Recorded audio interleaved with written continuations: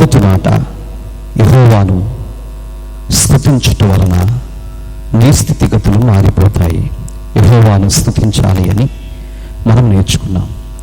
రెండవ మాటగా, ప్రార్థనాపరుడైనటువంటి దావీదు ప్రార్థన చేయటం వల్ల ఎన్నో అద్భుతాలు జరుగుతాయని, ప్రార్థన అతన్ని సింహాసనం వైపుకి నడిపించుదని, ఆ ప్రార్థనే అతని వంశములో నుంచి అనేక రాజులను బయటికి తీసుకొచ్చిందని మనం వింటూ వచ్చాం. ఈ రాత్రి మరొక మాటను జ్ఞాపకం చేసుకుందాం. మూడవ మాట స్క్రీన్లో మనం చూద్దాం. మూడవ మాటని ఇక్కడ మనం గమనించినట్లయితే,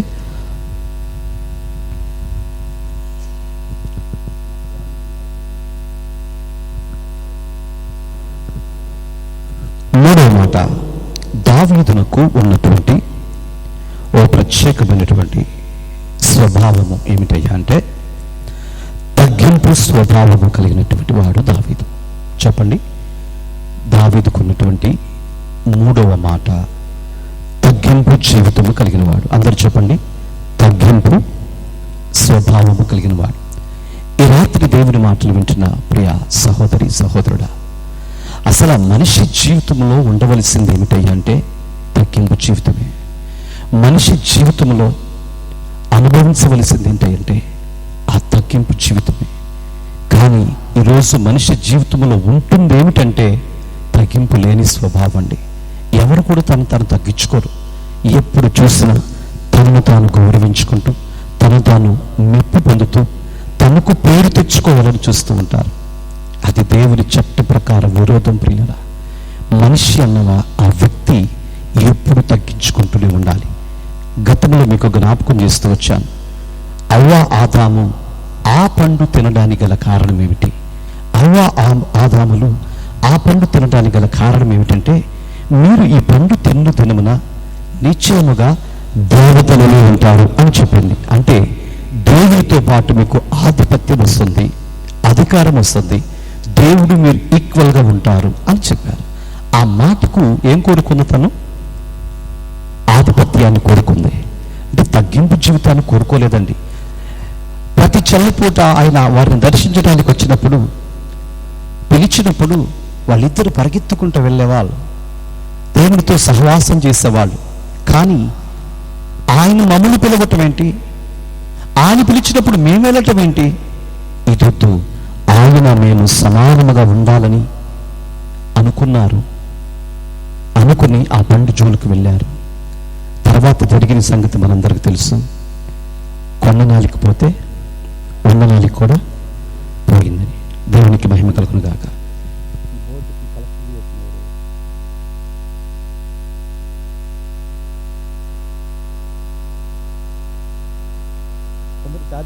పెట్టు.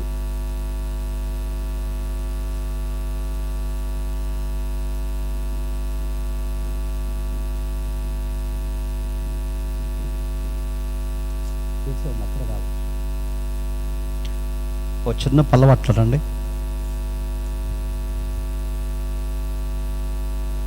రాలా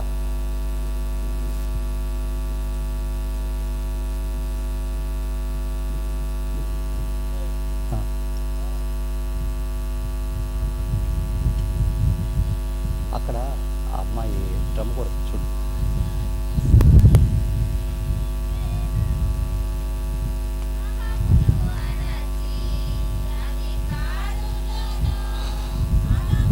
వినయ్ ఇది నైట్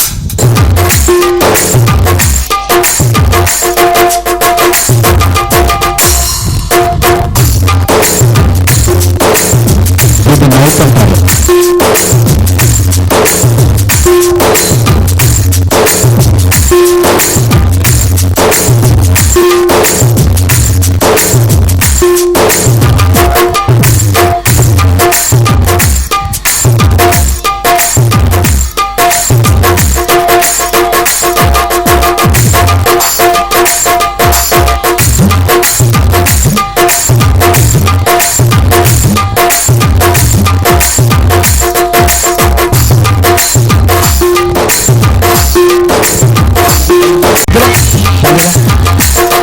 అసాధ్యమైనది ఏమున్నది, అసాధ్యమైనది ఏమున్నది,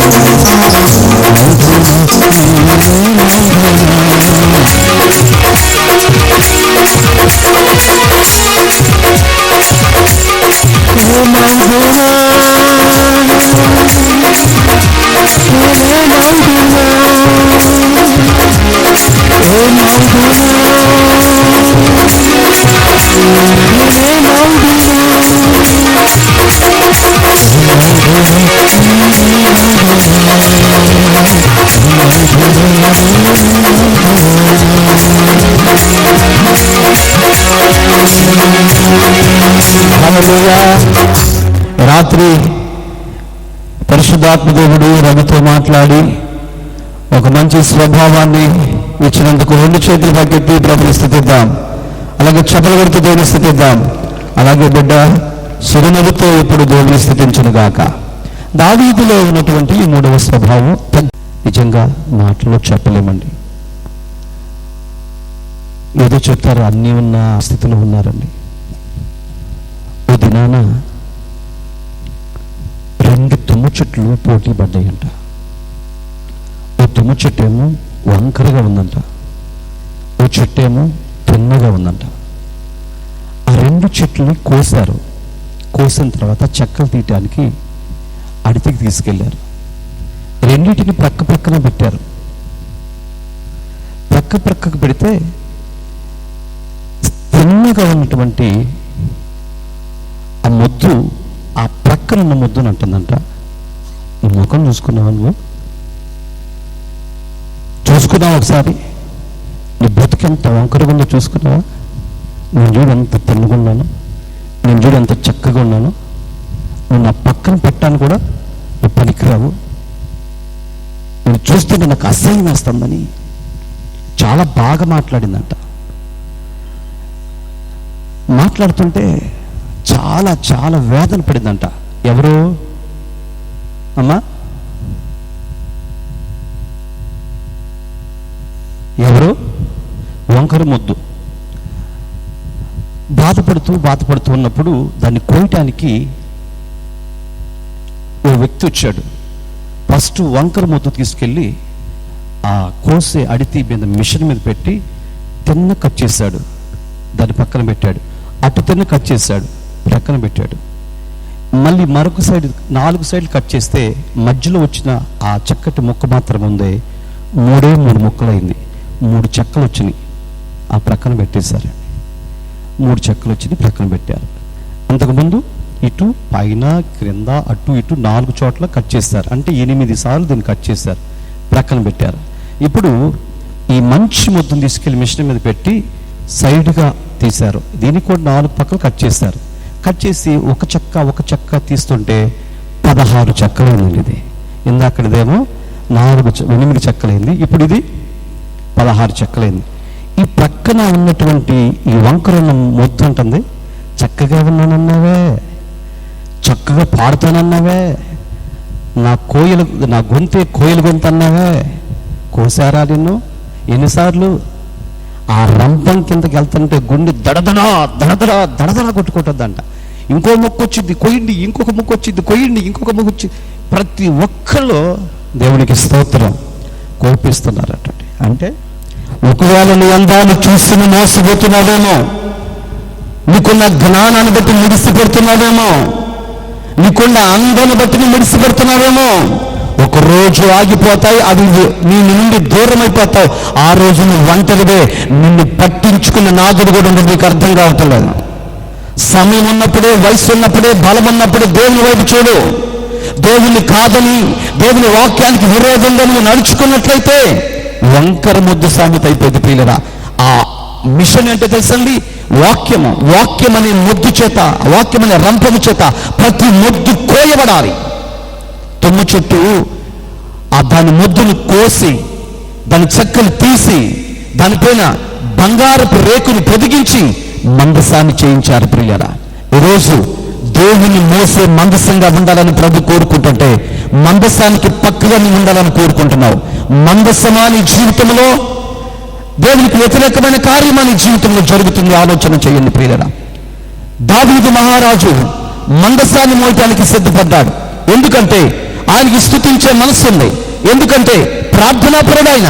మూడవది తగ్గింపు స్వభావం కలిగిన వాడండి. ఎంతగా తగ్గించుకున్నాడో బైబిల్ గ్రంథాల్లో మనం చూడగలుగుతాం. ఆయన ఏ స్థితిలో ఉన్నాడో, ఎవరితో జన సంచారంతో పని లేకుండా ఇంటి దగ్గర ఏదో కొంచెం ఆహారం ఇస్తే ఆహారాన్ని తీసుకుని వెళ్ళి ఆ అడవిలో ఉంటూ గొర్రెలతో మాట్లాడుకుంటూ దేవుని ధ్యానిస్తూ ఉండేటువంటి వ్యక్తి అండి. అలాంటి వ్యక్తిని తీసుకొచ్చి ప్రభు ఎక్కడ పెట్టాడు తెలుసండి? దేవుని కృపకు దగ్గరగా పెట్టాడు. దేవునికి మహిమ కలుగును గాక. దేవుని కృపకు దగ్గరగా పెట్టాడు. ఈరోజు వాక్యం వింటున్న వాళ్ళారా, దేనికి దగ్గరగా ఉండాలి? ఆస్తికా కాదు, అంతస్తులుకా కాదు, మేడలకు మిద్దెలుకా అసలే కాదు, బంధువులుగా అసలు కాదండి, స్నేహితులుగా కాదు, నజరేయుడైన యేసయ్యకు మాత్రమే నువ్వు దగ్గరగా ఉండాలి. ఏదండి? యేసయ్యను అర్థం చేసుకునే వాళ్ళు ఏరి, యేసయ్యని ప్రేమించే వాళ్ళు ఏరి, యేసయ్యకి లోపడే వాళ్ళు లేరండి. ఇందుకే రాత్రి దావీదు ద్వారా దేవుడు మాట్లాడుతున్నాడు. వాక్యంలోకి వెళ్ళి మనం చూద్దాం. తగ్గింపు స్వభావం కలిగిన వాడు.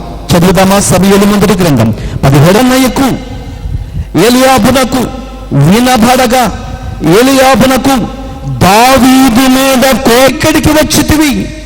అరణ్యములోని ఆ చిన్న గొర్రె మందను ఎవరి వశము చేసితివి?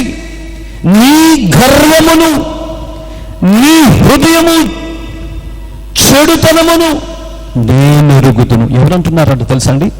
అన్నయ్య అంటున్నాడండి. జరిగిన సంగతి ఏంటంటే, దరిదాపు 3 దినాల పాటు యుద్ధంలో ఉన్నారు వీళ్ళు. అటువైపు ఫిలిష్తీయుడైనటువంటి గొలియాతు సవాలు విసురుతున్నాడు. రండి, మీలో ఎవరైనా వచ్చి నన్ను ఓడించగలిగితే మేమందరం మీకు బానిసలమైపోతాం, మీరు చెప్పినట్లు చేస్తాం. మీరు గనక మమ్మల్ని ఓడించకపోతే నేను చెప్పినట్లుగా మీరు చేయాలని 3 రోజుల మట్టి సవాలు విసురుతుంటే అక్కడ సౌలు అనేటువంటి ఒక వ్యక్తి మనకు కనబడుతున్నాడు. ఆ సౌలు అనేటువంటి వ్యక్తిని దేవుడు బహుగా ప్రేమించాడు. ప్రియులరా, ఎంత ప్రేమించాడంటే అప్పటికే చాలా మంది ఇశ్రాయేలీయుల ప్రజలు ఉన్నారండి. న్యాయాధిపతులు పరిపాలించారు. అంతమంది పరిపాలించిన తర్వాత ఇశ్రాయేలీయులు రాజు కావాలని కోరుకుంటే దేవుడు ఇశ్రాయేలీయులను పరీక్షించి చూడగా సౌలు దేవుని దృష్టికి ఇష్టడుగా కనపడ్డాడు, విధేయుడుగా కనపడ్డాడు. అందరిలో కల్లా ఐటు కలిగిన వాడు, సౌందర్యం కలిగిన వాడు, యుద్ధము చేయగలిగిన సమర్థుడు, దేవుని భారమును మోయగలిగిన సమర్థుడు.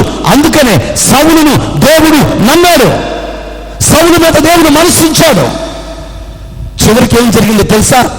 ఏ సౌలునైతే దేవుడు నమ్మాడో అదే సౌలు దేవునికి అవిధేయుడైపోయాడు. ఆ సందర్భంలో ప్రవక్త అయిన సమూయేలు అంటాడు, సౌలా, నా దేవుడు నిన్నంత ఆశీర్వదించాడో తెలుసా? ఇశ్రాయేలీయుల ప్రజలందరికీ సరస్సుగా ఉంచాడు, రాజుగా ఉంచాడు, ఎంతో నమ్మకాన్ని నీ మీద పెట్టుకున్నాడు. ఈరోజు ఆయన నమ్మకాన్ని ఒమ్ము చేసి దోషిగా నిలబడ్డావు. సౌలా, నీ గోత్రమే పాటితో తెలుసా? నీ జీవితమే పాటితో తెలుసా? ఇంతమంది ప్రజలుంటే అల్పమైన నీ గోత్రాన్ని దేవుడు బయటకు తీసుకొచ్చాడు. ఏమంటే వంశంతో సహా చెప్పేశాడండి, గోత్రంతో సహా చెప్పేశాడు. నువ్వెంత అల్పుడో నీకు అర్థమవుతుందా అన్నట్లు చెప్పేశాడు. ఒక మాటలో చెప్పాలంటే, నువ్వు పనికిరానోడివి, నేను ప్రయోజనకరమైన వ్యక్తిగా చేద్దామనుకున్నాడు నా దేవుడు. వేస్ట్గా బ్రతుకుతున్నావు, ఒక ప్రయోజనకరమైన వ్యక్తిగా మార్చాలనుకున్నాడు నా దేవుడు. కానీ చేసింది ఏంటి? ఆయన నీ మీద నమ్మకాన్ని పెట్టుకుంటే నువ్వేం చేస్తావు అని సౌలుతో మాట్లాడుతుంటే సౌలు ప్రక్కకు తిరిగాడండి. వాళ్ళిద్దరు మాట్లాడుకున్న తర్వాత ఆ సమూయేలు అక్కడి నుంచి వెళ్ళిపోవటానికి ఇలా తిరిగిన వెంటనే దుప్పటి పట్టుకున్నాడు. ఆ దుప్పటి 2గా చీలిపోయింది. ఆనాటి నుంచి సౌలు చనిపోయేంత వరకు దేవుడు సౌలు వైపు చూడలేకపోయాడు. ప్రియులరా, సమూయేలు ప్రవక్త దేవుని ఆ సౌలు దగ్గరికి వెళ్ళలేకపోయాడు. ఎడబాటు వచ్చేసింది. అంటే ఒక మనిషి దేవునికి దూరం అయిపోతే ఎడబాటు వచ్చిందా? ఖచ్చితంగా ఖచ్చితంగా ఎడబాటు వచ్చింది. ఆ ఎడబాటులో సాతాను ప్రవేశించింది, కుటుంబాలను చెదరగొట్టింది. అందుకని దేవునికి నీకు ఎప్పటికీ ఎడబాటు రాకూడదు ప్రియులారా. ఇప్పుడు అన్న అయినటువంటి ఈ వ్యక్తి దగ్గరికి ఆ భోజనాన్ని తీసుకొచ్చాడండి, ఆహార పదార్థాలు తీసుకొచ్చాడు. వీళ్ళు యుద్ధంలో ఉన్నారు, వీళ్ళకి ఆహారం ఇద్దామని తీసుకొస్తే వాళ్ళ అన్నయ్య ఏమంటున్నాడంటే అతని మీద కోపము తెచ్చుకొని అతనితో నువ్వెక్కడ ఎందుకున్నావు, ఉండకూడదా, ఉండకూడదు, నువ్వెక్కడుంటే మా పరువు పోయింది, ఎవరికి పుట్టావో తెలియదు, ఎలా పుట్టావో తెలియదు, మా బాబు చెప్పాడు కాబట్టి నేను నిన్ను నమ్ముతున్నాను, ఇక్కడికి వచ్చి మా పరువు తీతానికి వచ్చావా అని అతని మీద ఇసుక్కున్నారండి, తిట్టారండి. ఇక్కడ అంటున్నాడు కోపం వచ్చి అతనితో నువ్వెక్కడికి ఎందుకు వచ్చితివి, అరణ్యములో ఆ చిన్న గొర్రె మందను ఎవరికి వసము చేశావు, ఎవరికి అప్పు చెప్పావు, నీ గర్వమును నీ హృదయము చెడుతనమును నేను ఎరుగుదును. ఏమండి, దావీదు చెడిపోయిన వాడండి, దావీదు చెడ్డవాడండి, ఎవరికి అన్యాయం చేశాడండి, ఎవరికి అన్యాయం చేశాడండి, ఎవరికైనా అన్యాయం చేద్దాం అనుకున్నా అక్కడ అరణ్యంలో మనుషులేరి, ఏ మనుషులు అక్కడ లేరే, మరి ఎవరికి అన్యాయం చేశాడు, అన్యాయం చేస్తున్న నువ్వు నేను మనం అన్యాయం చేస్తున్నాం. ఏం చేస్తున్నాం అయ్యా, దేవుడిచ్చిన వాటిని వాడుకుంటున్నాం. ఈ ప్రకృతి నీది కాదు, ఈ గాలి నీది కాదు, ఈ సూర్యుడు నీవాడు కాదు, చంద్రుడు నీవాడు కాదు, నువ్వు అనుభవిస్తున్న భూమి మీద ఏది కాదు, ఆఖరికి నీ లోపల ప్రవహిస్తున్న రక్తం నీది కాదు, నీ లోపల ఉన్న ప్రాణము నీది కాదు, నీ శరీరం నీది కాదు, నీదంటూ భూమి మీద ఏది లేదు. ఎలా తింటావయ్యా నువ్వు, ఎలా బ్రతుకుతావయ్యా నా దేవుడు తీసుకుని, నా దేవునికి కృతజ్ఞత కలిగి ఉండకుండా నువ్వు ఎలా ఆహారాన్ని తీసుకుంటావు? అంత రోషమో అంత దమ్ము అంత శక్తి నీకుంటే నా దేవుడిచ్చి నీ భూమి మీద ఏమి పట్టుకోకుండా సెకండ్ బ్రతుకు చాలు, నీ వెనకాల పడిపోయి వచ్చేస్తాం. లేదంటే నోరు మూసుకొని వచ్చి ప్రభు పాదాల దగ్గరికి రా. లోకంలోకి వచ్చేటప్పుడు ఏమి తేలేదు, తీసుకుని పోయేటప్పుడు ఏమి తీసుకుని పోవు. ఇది తెలిసిన సత్యము, ఎరిగిన సత్యము. అలాంటి పరిస్థితుల మధ్య నువ్వేం చేస్తున్నావు నీకు అర్థమవుతున్నా? అయ్యా వాలంటీర్స్ అక్కడ దేవుని వాక్యంలోకి మనం కష్ట లోపలికి వెళదాం ప్రియరా. నీదంటూ భూమి దేని లేదు, నువ్వు దేవుని ఆయుధాలు వాడుకుంటున్నావు, దేవుని పంటను వాడుకుంటున్నావు, దేవుడిచ్చిన పక్షులు వాడుకుంటున్నావు, దేవుడిచ్చిన చేపలు వాడుకుంటున్నావు. మొక్క లేకపోతే నీకు ముద్ద తెగదు, చేప లేకపోతే తినవు నువ్వు. చేప పులుసు కావాలి, చేప ఫ్రై కూడా కావాలి నీకు. ఎవడు చొమ్మండి నువ్వు తినటానికి? నా దేవుడిచ్చినది, నా దేవుడిచ్చింది తినేటప్పుడు నా దేవుడికి కృతజ్ఞత కలిగి ఉండాలి కదండి. ఇదే అన్యాయం చేయటం అంటే. ఇప్పుడు దావీదు ఎవరికి అన్యాయం చేశాడు? దావీదు చెడ్డవాడా? కాదే. దావీదు హృదయం చెడ్డదా? కాదే. ఇక్కడ బైబిల్ చెప్తుంది ఈ గొర్రెలను అన్నిటి ఎవరి వశం చేసి నీ గర్వమును నీ చెడు హృదయమును నేను ఎరుగుదును. ఈ చెడు హృదయం అంటే మంద దావీదు కాదండి. దావీదు అన్నలకు ఆహారం ఇద్దామని వెళ్ళాడు ప్రియురా, ఆహారం ఇద్దామని వెళ్ళాడు. చూడండి ఎందుకు వెళ్ళాడంటే ఆహారం ఇటాకి భారం కలిగిన వాడు. ఈరోజు దేవునికి ఎవరికి కావాలా వేరు విశ్వాసం. బైబిల్ పట్టుకుని వచ్చే బ్యాచ్ ఉంటారండి, వస్తారు వెళ్తారు, ఎందుకు వస్తారో తెలియదండి. దేవుని వాడుకునే బ్యాచ్ అండి ఇదంతా. అంటే ప్రతిసారి వాళ్ళకి వాడు పుట్టినప్పుడు పాస్టర్ గారు ప్రార్థన చేయాలి, వాడికి అన్నం పెట్టేటప్పుడు పాస్టర్ గారు ప్రార్థన చేయాలి, వాడికి గుడ్డు కొట్టేటప్పుడు మళ్ళీ పాస్టర్ గారు ప్రార్థన చేయాలి, అన్నం పెట్టేటప్పుడు పాస్టర్ గారు ప్రార్థన చేయాలి, లుంగి కట్టించేటప్పుడు ప్రార్థన చేయాలి, ఇది పెళ్లి చేసేటప్పుడు ప్రార్థన చేయాలి, వీడికి పిల్లలు పుట్టకపోతే ప్రార్థన చేయాలి, వీడికి పుట్టిన పిల్లలకి పేర్లు పెట్టడానికి పాస్టర్ గారు ప్రార్థన చేయాలి, వీడి పిల్లలకి అన్నం పెట్టడానికి ప్రార్థన చేయాలి, వీడి చచ్చిపోయినప్పుడు ప్రార్థన చేయాలి, వీడి పెట్టి లేపేటప్పుడు ప్రార్థన చేయాలి, పెట్టి లోపల పెట్టిన తర్వాత ప్రార్థన చేయాలి, ఇంటికి వచ్చిన తర్వాత మళ్ళీ ప్రార్థన చేయాలి, 3వ రోజు మళ్ళీ ప్రార్థన చేయాలి, మళ్ళీ 5వ రోజు 7వ రోజు మళ్ళీ ఒకసారి మళ్ళీ ప్రార్థన చేయాలి, 14వ రోజు ఊరు మొత్తం తెలిసి చెప్పాలి, బ్యానర్ మీద వేయాలి, రాయి మీద చెక్కాలి. ఇన్ని చేయాలండి ఒక మనిషి కోసం, ఇన్ని కార్యక్రమాలు చేయాలి. అంటే పాస్టర్ గారిని ఎప్పటి నుంచి వాడుకున్నాడు? వీడు పుట్టక ముందు నుంచి, వీడు చనిపోయిన తర్వాత కూడా పాస్టర్ గారు రేపు మా వాడికి జ్ఞాపకార్థం అండి మీరు రావాలి. పోయినోడికి జ్ఞాపకార్థం ఏంటి? అది పోయాడికి ఎప్పుడో. అంటే వీడు పుట్టక ముందు నుంచి రేపు వచ్చే సంవత్సరం పుడతాడనగానే ఇప్పటి నుంచే పాస్టర్ గారు వీడి కోసం ప్రార్థన చేయాలి, వీడికి పుట్టించునాయన అని. అప్పుడు ఎలాగో పుట్టించుకుంటాడు. తర్వాత ఇది చచ్చిన తర్వాత ఇది చచ్చిన వాడి కుటుంబానికి ఆదరణ ఇవ్వాలని చెప్పి ఈ ప్రార్థన చేయాలి. దేవునికి స్తోత్రం. అంటే ఇది పుట్టే ముందు చేయాలి, ఇది పోయిన తర్వాత కూడా. ఇప్పుడు దేవుని ఎంత వాడుతున్నాం మనం? వాడతాం కదండి, నలుపుతున్నారు దేవుని, కిందేసి నలుపుతున్నారండి. పిచ్చోడు కాబట్టి దేవుడు అలా సరిలో వాడుకొని చెప్పి ఊరుకుంటున్నాడండి. చాలా మంది అండి మెత్తగా ఉంటే వాడుకుందాం అనుకుంటారండి, మాట మాట్లాడలేకపోతే వాడు ఏదైనా అనేద్దాం అనుకుంటారండి. ఎవడైనా తిరగబడుతున్నాడంటే అమ్మో వాడి నోటు నోరు పెట్టకూడదు, అమ్మో ఆమె నోటు అసలు నోరు పెట్టకూడదు అంటారు. దూరం నుంచి మాట్లాడు, నూరెళ్ళి పడుతుంది దేనికి? దేవునికి మహిమ కలుగును గాక. ఇలా మాట్లాడుకుంటుంటారండి. ఇప్పుడు దావీదు ఎలాంటి వాడంటే ఎవరి నోట్లో నోరు పెట్టలేదు. ఈయన ఎప్పుడు చూసినా దేవుడితో ప్రార్థన చేసేవాడు, ఎప్పుడు చూసినా దేవుడి వైపు చూసేవాడు, స్తుతిస్తే ఆ మనసు కలిగిన వాడు. మంచి స్వభావం అతనికి ఉంది. రెండవది, ఎప్పుడైతే ఇశ్రాయేలీలైనటువంటి వారు యుద్ధములో ఉన్నారో, అన్నలు యుద్ధములో ఉన్నారో, వారి కడుపు మంట తీర్చాలని, ఆకలికి ఉండలేరని ఆహారం తీసుకుని వచ్చాడు. 4వ మాట, భారము కలిగిన సాగిరి. తర్వాత మనం చదువుతాం 17వ వచనం.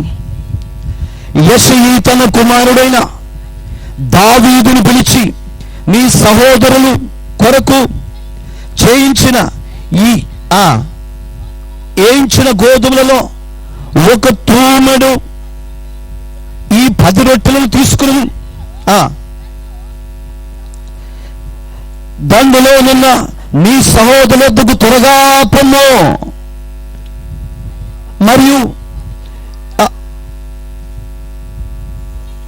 దేవునికి మహిమ కలుగును గాక. హల్లెలూయా. రేపు కొంచెం పెద్ద స్క్రీన్ పెట్టిద్దాం. దగ్గరగా కూర్చుంటే కనపడిద్ది. మీకు కనబడతలేదా? మాట్లాడండి అమ్మాయి, మీకు కనబడుతుందా? టీం వాళ్ళు ఎవరు కనబడతలేదా? మరి చదవచ్చుగా, చక్కగా చూడండి. కాస్త మైక్ ఉంది, మైక్లో చదవచ్చు. మైక్. దేవుడు మిమ్మల్ని దీవించును గాక. సౌలును వారును ఇశ్రాయేలు అందరూ యారాలేయులో ఫిలిష్తీయులతో యుద్ధము చేయుచు ఉండగా, యుద్ధముకి ఇంకా మొదలవలేదండి, యుద్ధానికి సన్నద్ధులు ఉన్నారు. మీరేమేమో తెలుసుకుందామన్నట్టుగా ఉన్నారు. ఆ పరిస్థితుల మధ్య ఉన్నాడండి. అంటే దావీదు భారం కలిగిన వాడు కాబట్టి దావీదుకు అన్ని వస్తువులు ఇచ్చి తన అన్నల దగ్గరికి పంపించాడు. ప్రియులారా, అన్నల దగ్గరికి ఆ వస్తువులను తీసుకుని వచ్చాడు. అయితే దావీదుకు ఒక స్వభావం ఉన్నది. ఆ 5వ స్వభావం ఏంటంటే దేవుడి మీద మాత్రమే ఆధారపడతాడు దావీదు. దేవునికి మహిమ కలుగును గాక. మొదటి స్వభావం ఏంటి? దేవుని స్తుతించేవాడు. రెండవ స్వభావం ఏంటి? ప్రార్థన పరుడు. మూడవది ఏంటి? తగ్గింపు స్వభావం కలిగిన వాడు. 4వది భారం కలిగిన వాడు. భారం కలిగిన వాళ్ళు ఉంటారండి? ఎవరు ఉంటారండి? భారం అనేది బాధ్యతతో కూడుకుంది. ఇది నా బాధ్యత అనుకుంటే ఇల్లంతా మంచిగా ఉంటుంది, సంఘం అంతా మంచిగా ఉంటుంది. నాదేముందని అనుకుంటే వాళ్ళే చేసుకుంటారులే అనుకుంటాం.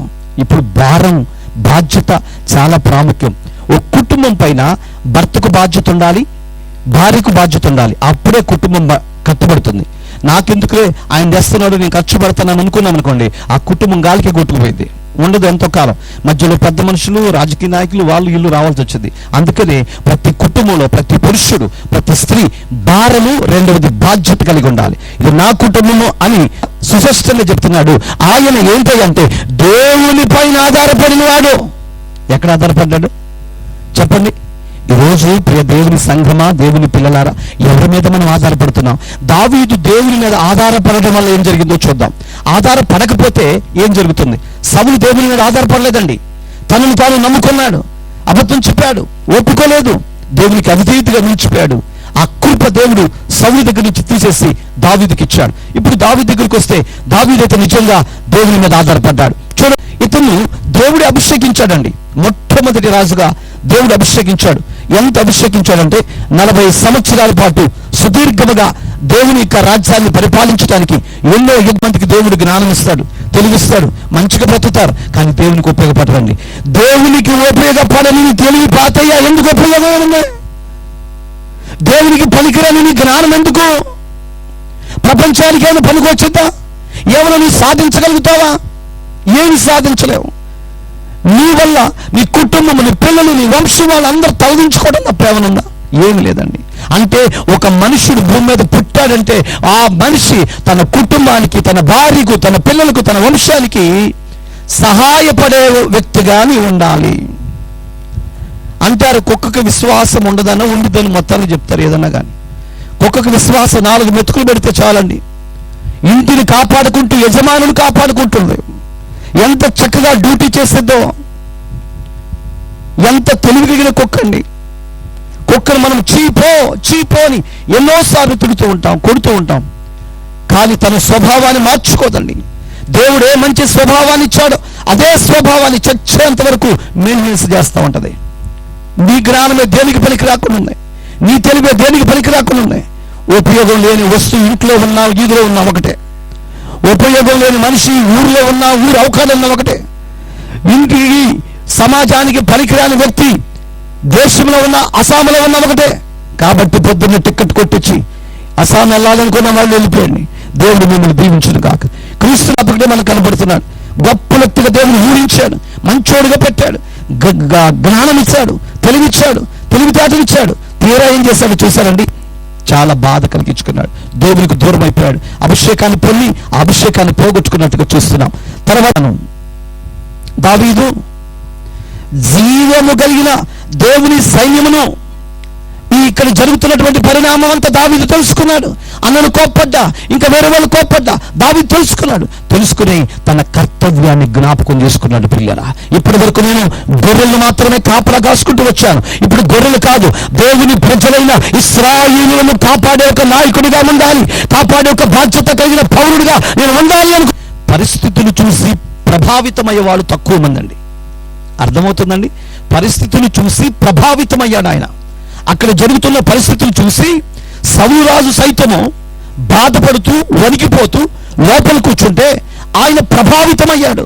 దేవుని ప్రజలు ఈ సున్నతి లేని ఫిలిష్తీయుల మధ్యలో ఎలా హతమైపోతారో, వారికి బానిసలుగా అయిపోవటం ఏంటి అని ప్రభావితమయ్యాడు. ప్రియులారా, ఎవరో ఏదేస్తారని ప్రభావితం అవ్వలేదండి, లేకపోతే జయాన్ని పొందుతానని కాదండి, దేవుని ప్రజలను రక్షించాలని దాని కొరకు ప్రభావితం అయిపోయాడు. పిల్లల, ఈరోజు చైతన్యవంతులుగా మారే వ్యక్తులు కావాలి. కొంతమంది ఉంటారండి, వాళ్ళు చూసిన మారరు, కొట్టిన మారరు, తిట్టిన మారరు, కంకర్ రాయికి వాళ్ళకి యూనియన్కి వాళ్ళకి ఏమి తేడా ఉండదండి.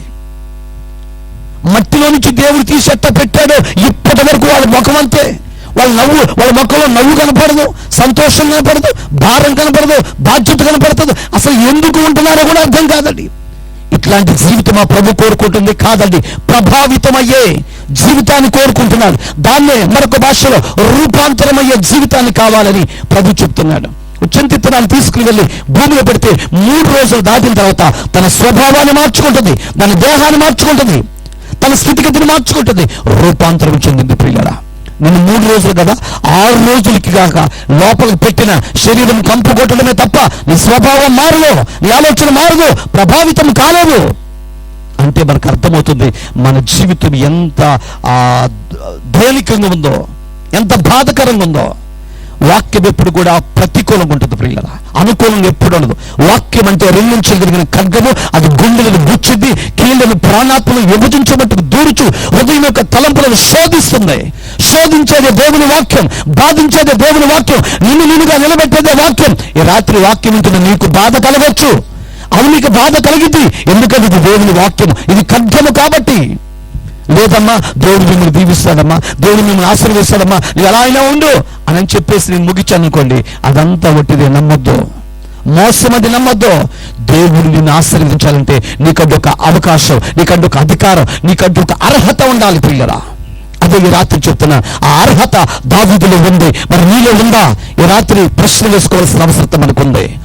భారం కలిగిన వాడు, బాధ్యత కలిగిన వాడు, తన యొక్క రాజ్యము పాడైపోతుందని, దేవుని ప్రజలు దేవునికి దూరం అయిపోతున్నారని ప్రభావితం అయిపోయాడు పరిస్థితులు చూసి.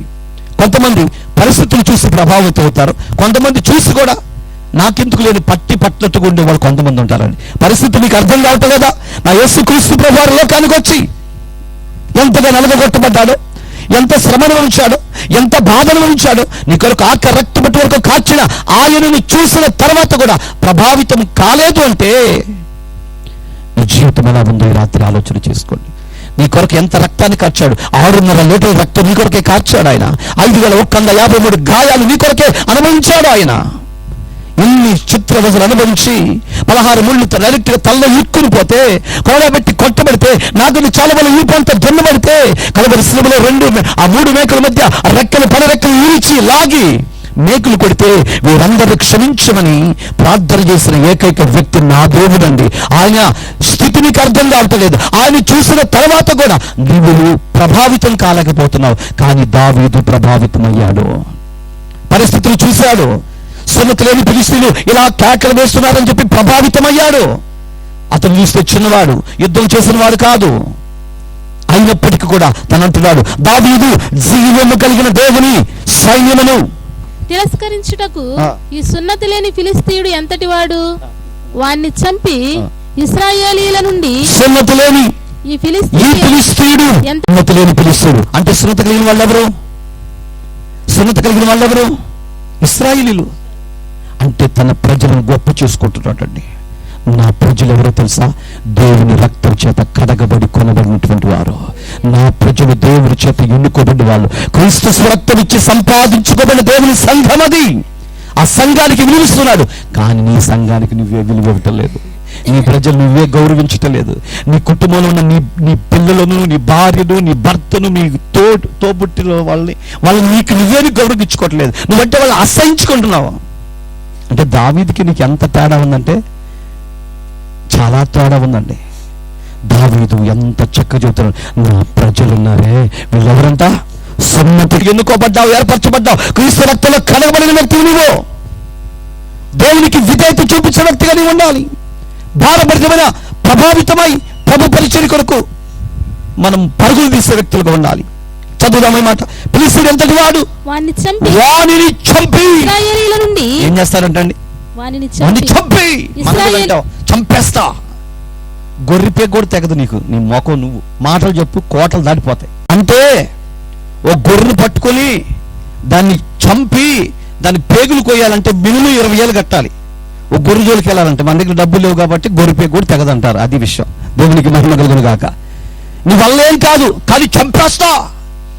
నువ్వు నా మాట అంటల్లా, వాళ్ళ మాట అంటల్లా, అది చేస్తున్నావు, ఇది చేస్తున్నావు, అలా ఇలా ఏదో మాట్లాడేస్తా ఉంటా. ప్రియుల, నేను చెప్తున్నాను, ఈ దావీదు అన్నాడు చంపేస్తాను. వార్నింగ్ ఇచ్చేస్తాడండి, స్టేట్మెంట్ ఇచ్చాడు. ఎందుకు చంపుతావయ్యా? నా ప్రజల జోలికి వస్తే, దేవునికి మహిమ కలుగును గాక, నా అన్నం జోలికి వస్తానులా, నా కుటుంబం జోలికి వస్తానులా. అప్పుడప్పుడు అంటారు వాడి మీద దెబ్బ చూస్తాను. నేను ఏం చూస్తా? కొట్టిందా నువ్వు? కొట్టబాక రాను, కొట్టకూడదు. ఓడించడానికి, చంపడానికి అర్హుడు కాదు కాబట్టి వాడిని చంపేస్తాను. దేవునికి మహిమ కలుగును గాక. హల్లెలూయా. వాడిని చంపి ఇశ్రాయేలీల నుండి ఈ నింద తొలగించిన వానికి బహుమతి ఏమని తన యుద్ధ నిలిచిన వారిని అడిగాడు. ఈ నింద నేను తొలగిస్తాను, దేవుని పక్షాన్ని నేను నిలబడతాను, ఇది చంపేస్తాను, ఇశ్రాయేలీయుల పక్షం నిలబడతాను, ఆయనకి ఏం బహుమతి ఇస్తారని చెప్పి దావీదు అడుగుతున్నాడు. తర్వాత చూస్తే అదిగో చూడండి, దావీదు గొలియాతు చూస్తున్నాము. చాలా చాలా పెద్దడండి. చూస్తున్నారు చూడండి ఎంత పెద్దగా ఉన్నాడో. ఆయన్ని పెంచారంట. ఏం పెట్టి పెంచారు? మహానుభావుణ్ణి గొర్రె పొట్టేలు పెట్టి పెంచుంటారు. తీవ్రంగా పెంచారండి.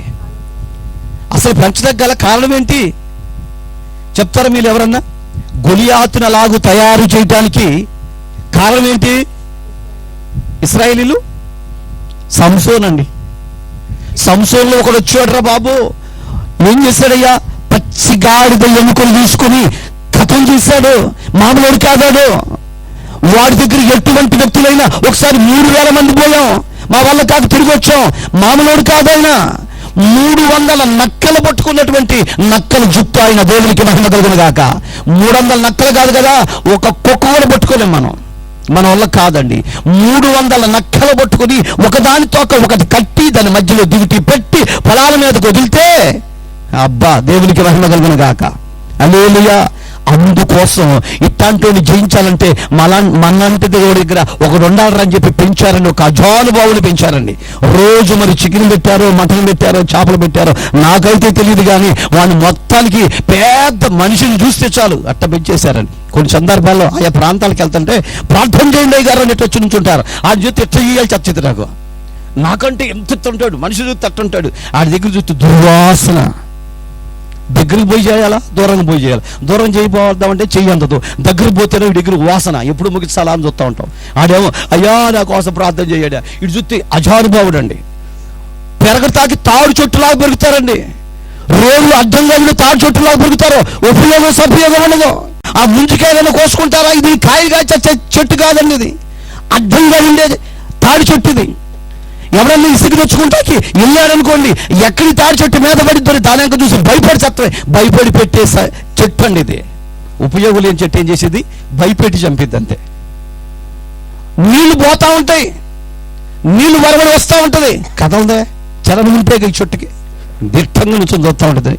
ఎడిపోతే నాకెందుకు, ఏమైపోతే నాకెందుకని దాంట్లో పడి కొట్టుకుపోతుంటే ఆ చెట్టు చెయ్యందిచ్చి ఎవరన్నా కాపాడిద్దా? ఆడు పోతుంటే బలి పోతున్నావే అన్నట్టు చూస్తా కూర్చుంటుంది. అదే అంటారు రేవులో తాడి చెట్టు అంటే ఇది. దేవునికి స్తోత్రం. ఇవన్నీ చెప్పలేని తర్వాత చెప్తాలే కానీ ఇటువంటి దావీదుతో మాట్లాడుతున్నాడు. దావీదు అంటున్నాడు, సౌలా సౌలా నేను చెప్పే మాట ఒకటి విను. గొర్రెలను కాయిచుండ. దాసుడు ఎట్లా అవుతాడు? దావీదు దాసుడా? దావీదు అన్నల దాసుడా? దావీదు అన్నలు ఎక్కడున్నారు? సౌలు గారి దగ్గర సైనికులుగా ఉన్నారు యుద్ధాన్ని చేయడానికి. కానీ ఇప్పుడు ఈయనేమంటున్నాడు, నీ దాసుడైనటువంటి నేను. ఈయన దాసత్వం చేయటానికి రాలేదండి, కానీ ప్రభుత్వ అధికారి ఎవరు? సౌలు. సౌలు కాబట్టి ఆయన కింద అందరూ దాసులమే. మన అధికారి ఎవరు? మన అధికారి ఎవరు? మన నాయకుడు ఎవరు? మన ప్రభువు ఎవరు? మన రాజు ఎవరు? నజరేయుడైన యేసయ్య. అందుకే మీరు ఎవరు నోరు తెరవట్లా. మీకు కాదు కావాలి. మీ అధికారి సాతానే, కాదనటం లేదు. నా అధికారి అయితే యేసుక్రీస్తు ప్రభువారండి, సర్వశక్తిమంతుడైన దేవుడు అండి. కొన్ని గొర్రెలు ఉంటాయి, చలనం ఉండదండి. పక్కన పోయినా పక్కన తేలినా ఆ గొర్రెలకి చలనం ఉండదండి, అలా కూర్చొని చూస్తూ ఉంటారండి. దేవునికి మహిమ కలుగును గాక. అరికథలు చెప్పడం లేదు కదా, ఇక్కడ చెప్పేది దేవుని వాక్యం. మన రాజు తిరిగి చెప్పాలి, నా రాజు సైన్యములకు అధిపతి యెహోవా. ఎవరు చెప్పలేదు ఆమేన్ అంట. ఇది ఒకటి మాత్రం నేర్చుకొచ్చారు, 3 అక్షరాలు ఆమేన్. ఆ రాజు అయినటువంటి దేవుడు ఇక్కడ చెప్తున్నటువంటి మాట, నా దేవుడు మనందరికి అధికారి కాబట్టి ఈరోజు నీకు నేను మనందరము సైనికులమై ఉన్నాం, దాసులమై ఉన్నాం. దాసులం కాబట్టి ఇక్కడ కూర్చున్నాం. నీ దాసులైనటువంటి నేను నా తండ్రి యొక్క గొర్రెను కాయిచుండగా సింహము ఎలుగుబంటియు వచ్చి మందలో నుండి ఒక గొర్రె పిల్లను ఎత్తుకొని పోవుచుండగా. సౌలుతో అంటున్నాడు, సౌలా నీకు ఒక రహస్యం చెప్తాను విను. నీవు నా యజమానుడవు. ఒక దినాన నేను నా తండ్రి యొక్క గొర్రె మందలను మేపుతున్నప్పుడు ఓ సింహం వచ్చింది, ఓ ఎలుగుబంటి వచ్చింది, గొర్రె పిల్ల పట్టుకుని అలాగ వెళ్ళిపోతుంది. అప్పుడు నేనేం చేస్తానో తెలుసా? ఏమంటున్నాడంట, తర్వాత చూద్దామా. అప్పుడు నేనేం చేశానంటే ఆ సింహానికి ఎదురుగా వెళ్ళి, ఎలా సింహం వెనక మళ్ళీ పరిగెత్తుకుంటూ పోయి దాన్ని తోక పట్టుకున్నానయ్యా అన్నాడా? ఏం చేశాడంట మరి? సింహం వెనకమాలుగా తోక పట్టుకునే బ్యాచ్ కూడా ఉంటారండి. తోక పట్టుకునే బ్యాచ్. తోక కాదు కదా, దాన్ని టచ్ కూడా చేయలేవండి. దాని స్వరం వింటేనే భయపడి చచ్చిపోతాం. సింహము పిల్లైనా అదే భీకరమైన శబ్దం ఉంటుంది, పెద్ద సింహం అయినా అదే భీకరమైన శబ్దం ఉంటుంది. జూకి వెళుతూ ఉంటాం, ముసిలి సింహాలు కనపడతాయి. ఏ సింహాలు అంటే మీలాంటివి. అవి ఇలా పడుకొని చూస్తూ ఉంటాయి. నేను సింహాన్ని, కానీ నా దగ్గర ఏమీ లేదు. ఒకసారి పైకి లెగవే, ఒక సెల్ఫీ తీసుకుంటా, మా వాళ్ళకి మొత్తం చూపించుకుంటా, పొర్రపాటు లెగవలేరు. మరి ఏం చేస్తా? పెడితే తింటా, తర్వాత ఏం చేస్తా? నేను పడుకుంటా. ఇదేనా నీ పని? ఇంతకు మించి ఏం లేదు. ఎన్ని సంవత్సరాల బట్టి ఒక సింహం అంటే నాకు 34 సంవత్సరాలు అక్షరాలు. ఒక పాట లేదు, ఒక పద్యం లేదు, ఒక ప్రార్థన లేదు, పరిచయం. వెళ్ళానా వచ్చానా? సంఘంలో లిస్టులో నా పేరుందా లేదా? సంఘంలో లిస్టులో పేరు ఎందుకు? మా అబ్బాయికి పెళ్లి చేసినప్పుడు పాస్టర్ గారు రావాలి, లేకపోతే మా అమ్మగారు చనిపోయినప్పుడు పాస్టర్ గారు రావాలి. కాబట్టి ఆ లిస్టులో పేరు ఉండాలి. కాబట్టి మళ్ళీ వీళ్ళని దోవాడుకోవాలంటే చాలా కష్టం. కాబట్టి ఒకవేళ ఇలా సమయానికి దొరకకపోతే ఈ పెట్టి పైకి ఎద్దరు. కాబట్టి ఆ సంఘంలో లిస్టు కొరకు నేను వెళ్తున్నా. నీ వయసు అంతా 14 సంవత్సరాలు. ఎప్పటి నుంచి వెళ్తున్నా? ఎప్పుడో అమ్ముకున్నావు యేసయ్యని. ఎంతకు అమ్ముకున్నావు? నీ పిల్లలు పుట్టడానికి అమ్ముకున్నావు, నీకున్న బాకీలకు అమ్ముకున్నావు, ఇల్లు కట్టడానికి అమ్ముకున్నావు. వీటన్నిటికీ యేసయ్యని అమ్ముకుంటూనే ఉండిపోయావు పిల్లలు. అది నీ జీవితం. తోకబొట్టుకునే బ్యాచ్ కదండి. ఎదురుగా వచ్చాడంటండి, సింహానికి ఎదురుగా వచ్చాడు. ఇక్కడ మనం చూస్తాం ఆయన ఎలాగ సింహానికి ఎదురుకొచ్చాడు. సింహం ఒక్కసారిగా అడలిపోయిందని, గుండె జారిపోయింది సింహానికి. గుండె జారిపోతామంటే ఆ ఎదుట వచ్చినటువంటి వాడు ఎవరంటే సర్వశక్తివంతుడు దేవుని దాసుడై ఉన్నాడు. ఒకసారి చప్పటి కొట్టుకోండి మీ మొఖంలో. ప్రభు నాకు ఇచ్చిన సహనాన్ని బట్టి, ప్రభు నాకు ఇచ్చిన కోపాన్ని కంట్రోల్ చేసుకునే విధానం బట్టి ఒకసారి దేవుని స్తోత్రం చెప్పండి. హల్లెలూయా. తండ్రి నీకు వందనాలు నాయన. ఈ సింహము చూస్తే ఎదురుగా వస్తే ఒక్కసారిగా గుండె జారిపోయినట్టు అయిపోయింది. ఏంట్రా ఎదురెదురు సింహం వచ్చిందా, సింహం కొట్టుకు చావండి. అడవి మొత్తంలో సింహాన్ని జయించే శక్తి దేనికైనా ఉందా? దేనికి లేదు. ఒక సామాన్యమైన మానవుడు, అది చిన్న మానవుడు, వీడొచ్చి నాకు ఎదురుగా వచ్చి నా మీద చెయ్యేశాడని చెప్పి ఒక్కసారిగా నోరు తెరిచి అతను నాకు చూసిందండి. అప్పుడు ఆయన ఏం తెలుసా, యేసు క్రీస్తు నామములో ఆ సింహాన్ని ఆ పై దవడ కింద దవడ పట్టుకుని చీల్చి పడేశాడు. సబ్బులు కొడతాను, కొట్టబాకండి. ఓ పని చేయండి, కొడతానే ఉన్నాను, ఆపాకండి. సుమదక్క కొడతాను ఆపాకండి. క్రీస్తునందు ప్రియులారా, ఈ రాత్రి మనం గమనించండి, ఈ దావీదుకి ఎంత శక్తి అంటాడు చూసారా.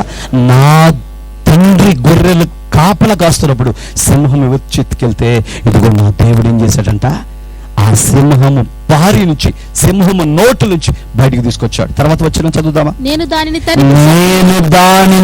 తరిమి. కొంతమంది అవసరతను బట్టి కాళ్ళు పట్టుకుంటారు, అవసరతను బట్టి అసలు మాకు అట్లా తెలియదండి అన్నట్టుకున్నారు. అవసరతను బట్టి జుట్టు పట్టుకుంటారు, అవసరతను బట్టి కాళ్ళు పట్టుకుంటారు. అంత అయిపోయింది అనుకో, బాబు నీవు తప్ప ఎవరు లేరు అయ్యారు స్వామి. అసలు నిన్ను చూడకుండా, నీతో మాట్లాడకుండా అసలు ప్రతిరోజు గుర్తొస్తానే ఉంటావు. అబ్బా ఇక చెప్పలేకపోతలేను ఎన్ని మాయ మాటలు చెప్తారో. ఎప్పుడు అవసరత వచ్చినప్పుడు. ఇక తర్వాత అవసరత తీరిపోయిన తర్వాత ఫోన్ చేసినా కానీ ఫోన్ కట్ చేయటం, లేకపోతే బ్లాక్ లిస్ట్లో పెట్టడం, లేకపోతే పక్కన పడేయటం. ఈ పక్కబడే ఎందుకు అంత సేవ వచ్చేసిందా? ఏమండి, మనిషి ఎప్పుడు మంచి మనసు కలిగి ఉండాలి. ఎప్పుడు ఎక్కడ ఎవరితో అవసరం వచ్చిందో ప్రపంచంలో ఎవరికి తెలియదు. మనతో పాటు నలుగురు ఉండాలి. ఎప్పుడు రాలిపోతామో తెలియదు. ఈవిడ సన్నాసి బతికి చచ్చిపోయాడు రా అనిపించుకోవద్దు. ఈవిడి నోరు పెట్టకూడదురా అనిపించుకోవద్దు. బ్రతికి 4 రోజులైనా మహాతల్లి ఆమెను తలుచుకుంటూ చాలు అనుకోవాలి. పేతురు గారి భార్య ఆమెతో పాటు ఆ మోకరించి ప్రార్థన చేయగలిగితే చాలు అనుకుంటే చాలండి.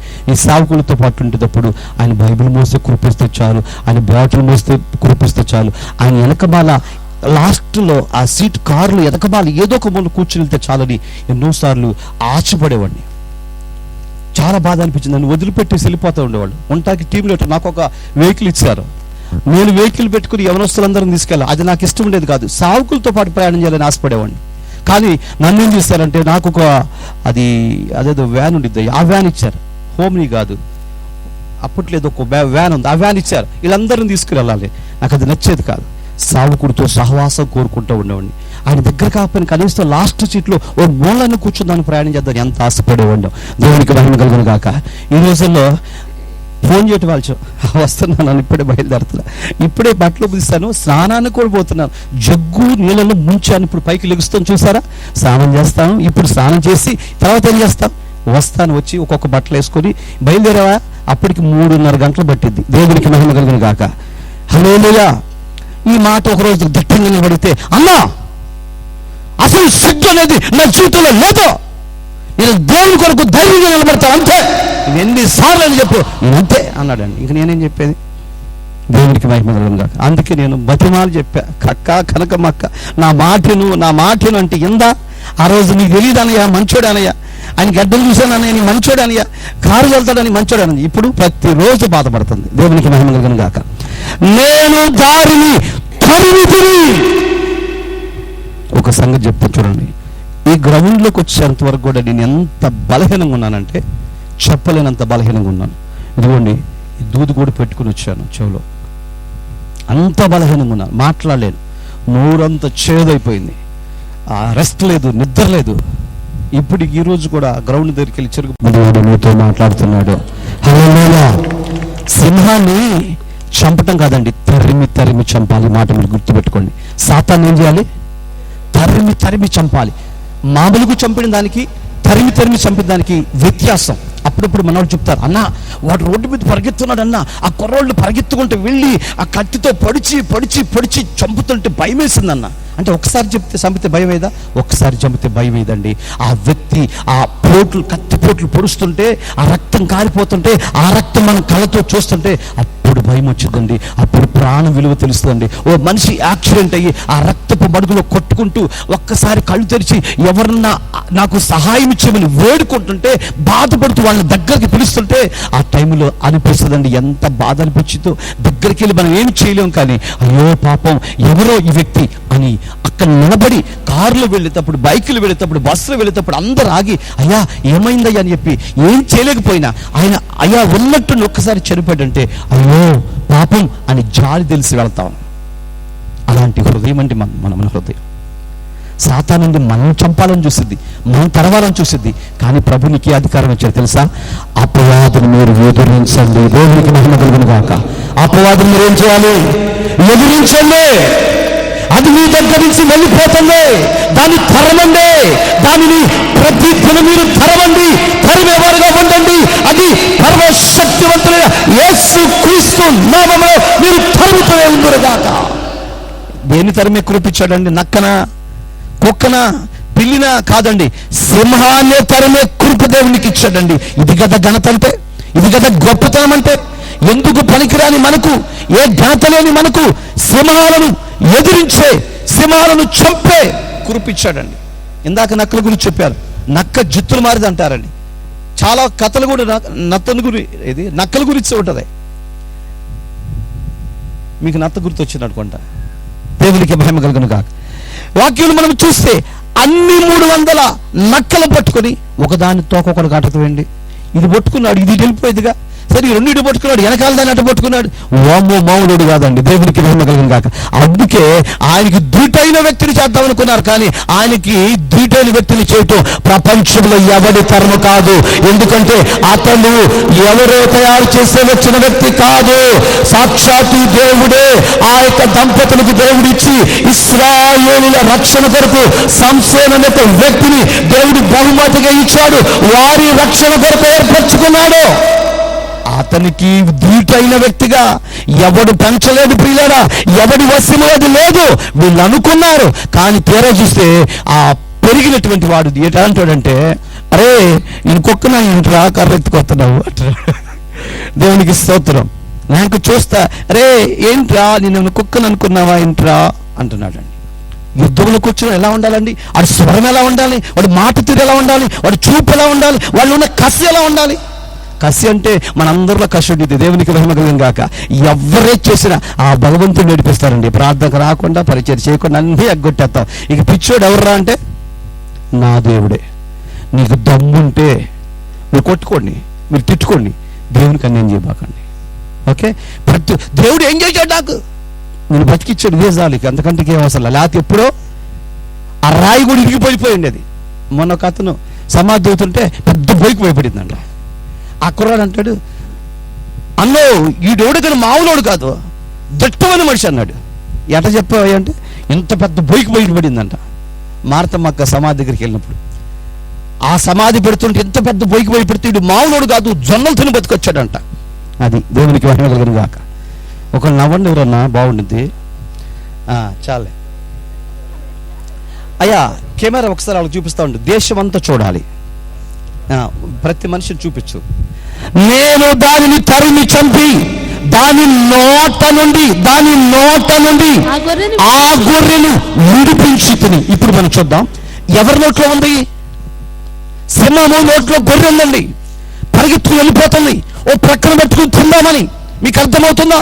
సాతాను ఎప్పుడు కూడా నీ ఇంటికి వచ్చి ఆ మనిషిని లాక్కుని తీసుకెళ్ళిపోయిందండి. ఎక్కడ తీసుకెళ్ళిపోయింది?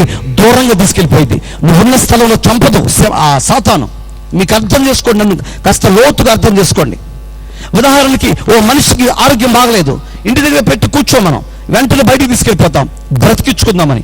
సింహం యొక్క మనస్తత్వం ఏంటంటే, ఆ సింహం గొర్రె పిల్లలు అక్కడే తినొచ్చు, తిందో మెదడుకొని ప్రక్కకు తీసుకుని తినాలని తన ఆశ అండి. సాతాను కూడా అంతే.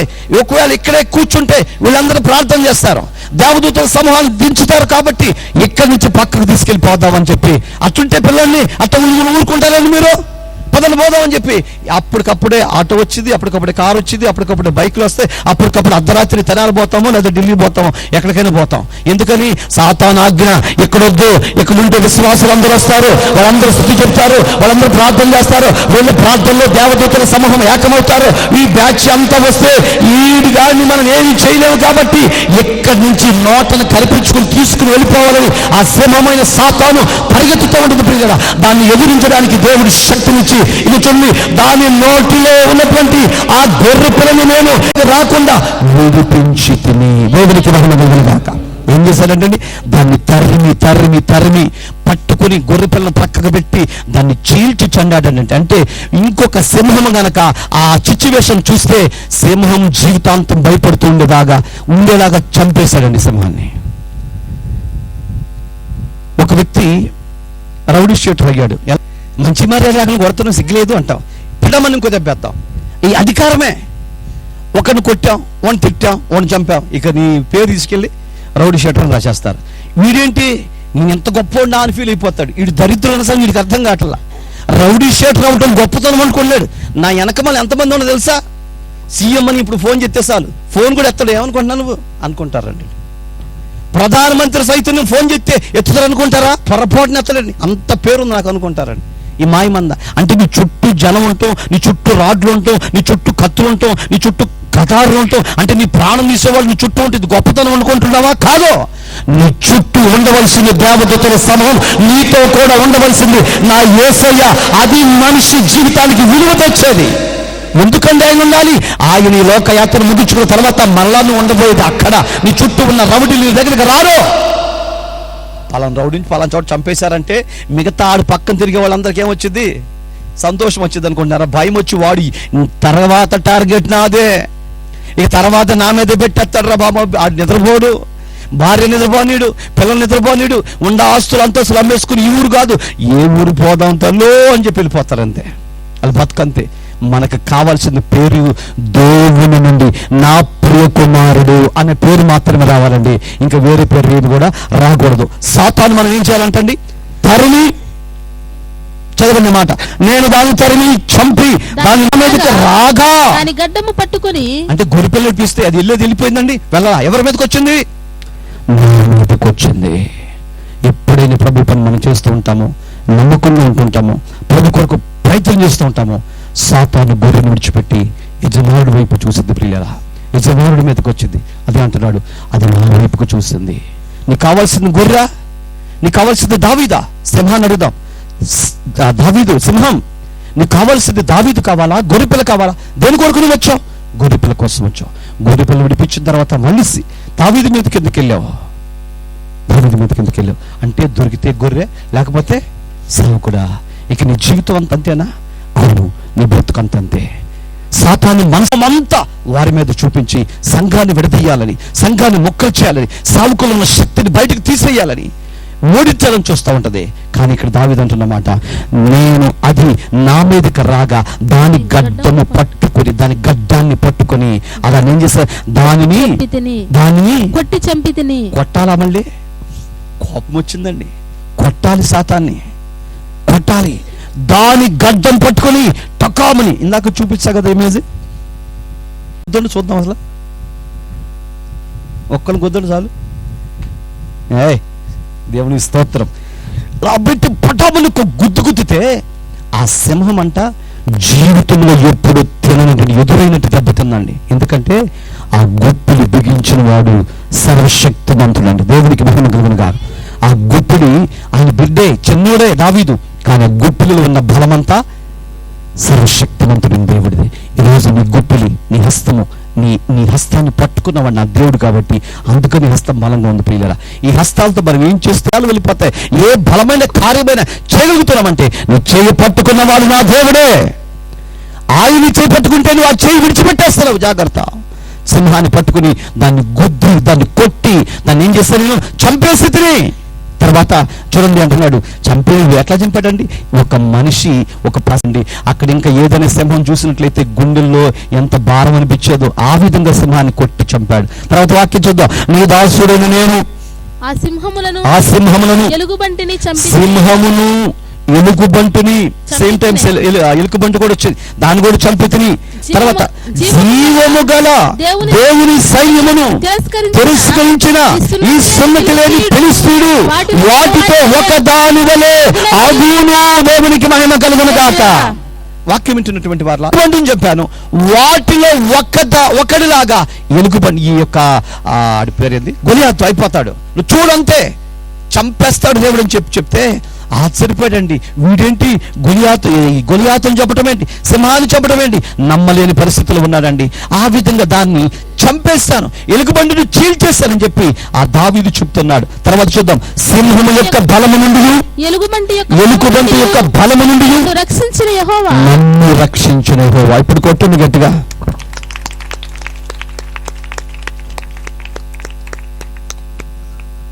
యొక్క బలము నుండి, శత్రు యొక్క బలము నుండి నన్ను విడిపించిన సంరక్షకుడైన యెహోవా, నన్ను రక్షించింది యెహోవా, నన్ను బలపరిచింది యెహోవా, ఈ సింహాన్ని చంపడానికి కృపించింది యెహోవా అని దేవుని గురించి చెప్తున్నాడు. ఈరోజు మనందరం మన గురించి చెప్పుకుంటాం, దేవుని గురించి చెప్పం ప్రియులారా. మనకు బలం ఇచ్చిన వాడు దేవుడే, శక్తినిచ్చిన వాడు దేవుడే, కాపాడుతున్న దేవుడే. ఈ ఫిలిష్తీయుని నా చేతులను కూడా నన్ను విడిపించునని చెప్పాను. అందుకు సౌలు, యెహోవా నీకు తోడుగా ఉండును గాక అని దావీదుతో నేను దావీదు యొద్దకు వచ్చి చుట్టూ పారచూసి దావీదును కనుగొని అతడు బాలుడై ఎర్రటి వాడును రూపశీలుడ చూసి అతని తృణీకరించెను. ఫిలిష్తీయుడు కలర తీసుకొని నీవు నా మీదికి వచ్చుచున్నావే, నేను కుక్కనా అని దావీదుతో చెప్పి తన దేవతల పేరట దావీదును శపించాడు. దేవునికి మహిమ కలుగును గాక. తన దేవతల పేరట వెళ్ళి ఫిలిష్తీయుని చంపేసేయని చెప్పాడు. అక్కడి నుంచి బయలుదేరి వస్తుంటే ఆ డాలు మోసే వ్యక్తి, ఎవరికి, గొలియాతుకు డాలు మోసేటువంటి వ్యక్తి అలా ఎదురుగా నిలబడ్డాడు. అంటే ఈడు డాలుగొడి పట్టుకోలేనటువంటి తీవ్రమైన మనిషి అనమాట. ఆయన ఒళ్ళు కూడా ఆయన మోసుకోలేని పరిస్థితి. ఇక్కడ నుంచుంటే ఇటు తిరగాలన్నా ఇటు చూడాలి, ఇటు తిరగాలన్నా ఇటు చూడగాలి.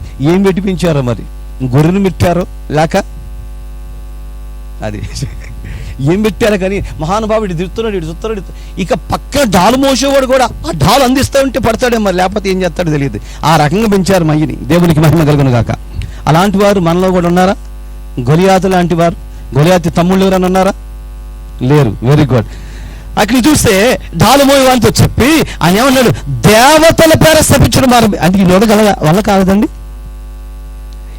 దావీదుని ఎదుర్కొని దావీదుని కొట్టి చంపడానికి గొలియాతు వల్ల కాక, నాని ఏ దేవుడిని అయితే కొలుస్తున్నాను ఆ దేవుడే నేను నాశనం అంటున్నాడండి. ఏ దేవతనైతే నేను నమ్మాను ఆ దేవత నేను నాశనం చేయను. ఏమంటారు దీన్ని? ఏడవలేక నవ్వటం అంటారా? నవ్వలేక ఏడవటం అంటారా? ఇప్పుడు డైరెక్ట్గా వెళ్ళి దావీదుని చంపొచ్చు, చంపకుండా నేను ఏ దేవుడిని నమ్ముకున్నాను ఆ దేవుడే నీకు న్యాయం తీరుస్తాడు. చాలా మంది విశ్వాసాలు అంటే సాతానుతో పోరాడలేడు, ఆ వచ్చిన సమస్య నుంచి పోరాటం నుంచి బయటికి రాలేరండి. ఏమి లేదన్న బాధలాట మార్చు, కృంగిపోయి కృషించిపోయి నలిగిపోయి మందిరం ఎగ్గొట్టి ప్రార్థన ఎగ్గొట్టి యేసుప్రభు దూరం అయిపోయి యేసుప్రభు ఎవరో నాకు తెలియదు అన్నట్టు కూర్చుని నేను ఎప్పుడు నుంచి యేసుప్రభు నమ్ముకున్నాను, ఆ దేవుడు కూడా నాకు సహాయం చేయలేదు, నా పిల్లలకు సహాయం చేయలేదు. ఏం చేశాడండి అమ్మంటాం. మాట కూడా స్పష్టంగా రాదండి, అంటే ఏడుపులో దుఃఖంలో ఉన్న మాటలవి. ఏం చేశాడండి అమ్మంటావమ్మ. దేవునికి మహిమ కలుగును గాక. ఇట్లా అనేవాళ్ళు విశ్వాసులు అండి, బాబులు అనుకున్నారా? పెద్ద తెలివి కలిగిన వాళ్ళు ఉన్నారు విశ్వాసులు. దేవుణ్ణి మోసం చేసే విశ్వాసులు భూమి మీద ఉన్నారు. హల్లెలూయా. అందుకే ప్రభు అంటాడు, నేను చేసినందుకు నా చెప్పుతో నేను కొట్టుకోవాల్సి వచ్చింది, నాకు సంతాపాన్ని కలిగజేశారు, నాకు ఏడుపు తప్ప ఏం మిగిల్చలేదు నాయన ఈ మంద అన్నాడు. ఏ మంద కోసమైతే పరిగెత్తానో, ఏ మంద కోసమైతే ప్రాణం పెట్టానో, ఏ మంద కోసమైతే రక్తాన్ని గార్చానో ఆ మందే ఈరోజు నాకు ఉరితాడుగా మారిపోయారు. ప్రతిరోజు గాయాలు ఏలు పెట్టి పొడిచి నా గాయాలు రేపుతున్నారు ఈ మందాని. దేవుడు ప్రతిరోజు నీ గురించే ఏడుస్తున్నాడు. ఈ వాక్యం వింటున్న జోసబ్బమ్మ, చక్కమ్మ, చెల్లెమ్మ అందరూ నా ముందు కూర్చొని నీ గురించే దేవుడు ఏడుస్తున్నాడు. ఏం మిగిలిచ్చామంటే దేవునికి దుఃఖాన్ని కలిగించామండి. దుఃఖాన్ని కలిగించొద్దు. వాక్యం చూస్తే వీడేమంటున్నాడు, ఏడవలేక నా దేవుని పేరటని శపిస్తున్నాడండి, శపించుకుంటున్నాడు. అంటే ఎందుకు ఈ మాట చెప్పానంటే, పూర్వకాలంలో దేవుడి పేర శపిస్తూ ఉండేవాళ్ళు, దేవతల పేర శపించుకుంటూ ఉండేవాళ్ళు. మీకు పేతురు గురించి చెప్తూ, పేతురు తనను తానే శపించుకున్నాడు. నా మీదొట్టు, నా భార్య మీదొట్టు, నా పిల్లల మీదొట్టు, యేసుప్రభు ఎవరు నాకు తెలియదు అని అన్నాడు. తర్వాత మళ్ళీ శపించుకునే విధానంలో ఒకటి, ఒకవేళ మీరు అనుకున్నట్లుగా ఆయనతో నాకు సాంగత్యం ఉంటే నేను నాశనం అయిపోతా, నా కుటుంబం నాశనం అయిపోతుంది, ఇక అందం కూడా లేకుండా మట్టి కొట్టుకుపోతామని చెప్పి తను తాను శపించుకున్నాడు. ప్రియులారా, అంటే ఈ శపించుకోవటం అనేది పూర్వకాలం నుంచి వస్తుంది. ఆ పూర్వకాలపు శాపం ఎప్పటి వరకు ప్రతి కుటుంబం నిలబడి చేస్తుంది. ప్రియులారా, ప్రతి కుటుంబం నిలబడి చేస్తుంది. అందుకే ఎంత ప్రార్థన చేసినా అభివృద్ధి లేకుండా ఉంటున్నారు, ఎదుగుదల లేకుండా ఉంటున్నారు. ఎక్కడ వేసిన గొంగలు అన్నట్లు అక్కడే ఉండిపోతున్నారు. ఎక్కడ చూసినా, ఏ కోర్టులు చూసినా, ఏ జైల్లో చూసినా, ఏ సమస్యలు చూసినా, ఏ కుట్రలు చోటు చూసినా క్రైస్తవుడే కనపడుతున్నాడు. మెల్ల సిలువ ఉంటుంది, చేతికి ఉంగరానికి సిలువ ఉంటుంది.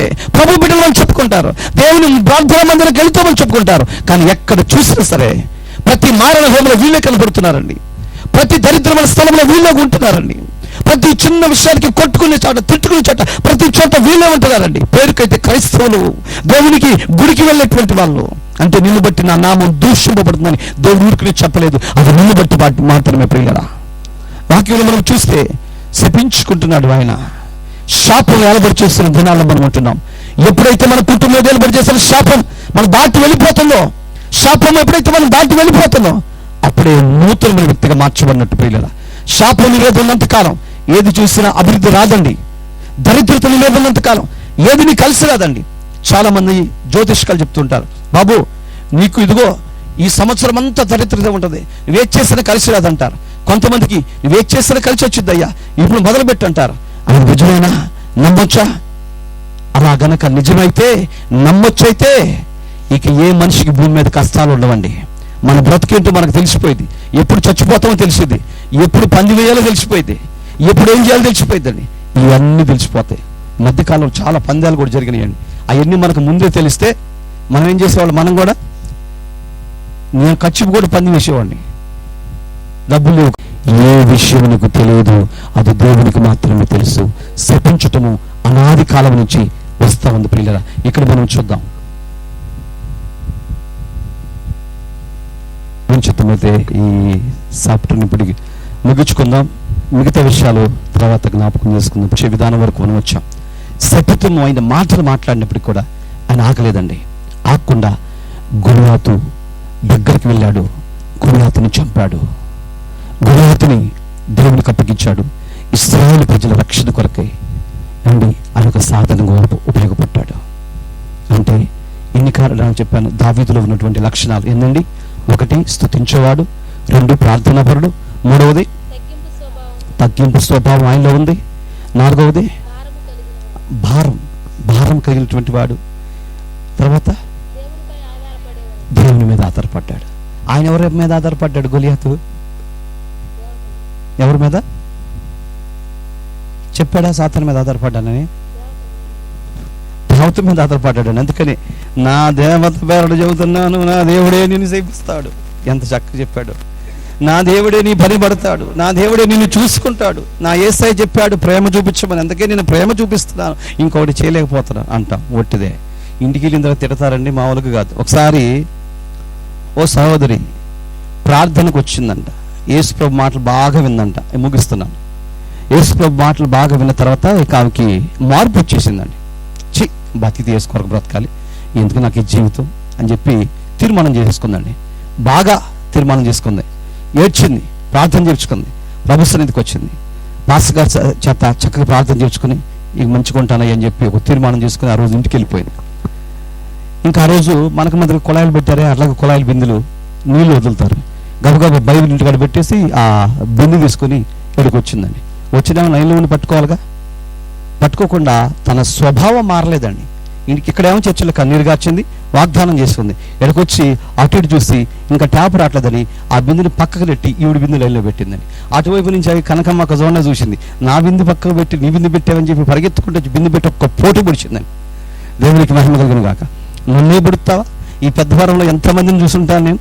నా నోరు పెట్టే వాళ్ళు ఎవరైనా ఉన్నారని చెప్పి ఆ ఊరుకుంటుందా? ఈ బిందులు పెట్టి కొట్టుకున్నారండి. కొట్టుకుంటుంటే అదే సందర్భంలో దైవజనుడు అటుకుండా వెళుతున్నాడు.